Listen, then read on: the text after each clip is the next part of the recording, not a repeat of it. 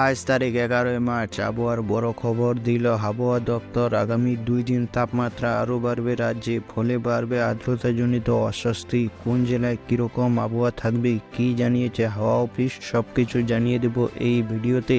ভিডিওটি শেষ পর্যন্ত দেখুন। ভিডিওটি যদি ভালো লাগে ভিডিওটিতে একটি লাইক করে এই রকম আবহাওয়া ভিত্তিক ভিডিও পেতে আমাদের চ্যানেলটি সাবস্ক্রাইব করে বেল আইকন প্রেস করতে ভুলবেন না। কোন জেলা থেকে ভিডিওটি দেখছেন তা কমেন্ট করে জানান।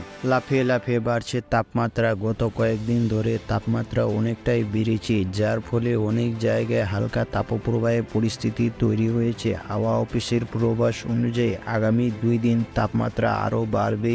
কলকাতা সহ দক্ষিণবঙ্গে সর্বোচ্চ তাপমাত্রা 2 থেকে 4 ডিগ্রি সেলসিয়াস সর্বোচ্চ তাপমাত্রা 35 ডিগ্রির কাছাকাছি পৌঁছাতে পারে। তাপমাত্রা বেশি থাকবে বীরভূম, বাঁকুড়া, পুরুলিয়া, পশ্চিম মেদিনীপুর জেলায়। তবে রাতের তাপমাত্রা তেমন কোনো হেরফের হবে না।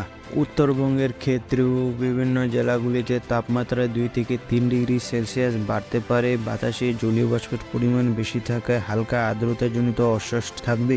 অন্যদিকে দেশের ওয়েদারের কথা বললে আইএমডির পূর্বাভাস অনুযায়ী হিমাচল প্রদেশ, উত্তরাখণ্ডের কিছু জায়গায় হালকা বৃষ্টিপাতের সঙ্গে বরফ পড়ার সম্ভাবনা রয়েছে। তাছাড়া বৃষ্টির পূর্বাভাস রয়েছে পাঞ্জাব, হরিয়ানা, দিল্লি, উত্তরপ্রদেশ, রাজস্থান সহ বিভিন্ন রাজ্যে। শেষে বাংলাদেশ ওয়েদারের কথা বললে বাংলাদেশ আবহাওয়া অধিদপ্তরের পূর্বাভাস অনুযায়ী বাংলাদেশের আকাশ আংশিক মেঘলা থাকবে, আবহাওয়া শুষ্ক থাকবে। সারা দেশে দিনরাত্রির তাপমাত্রা তেমন কোনো পরিবর্তন হবে না।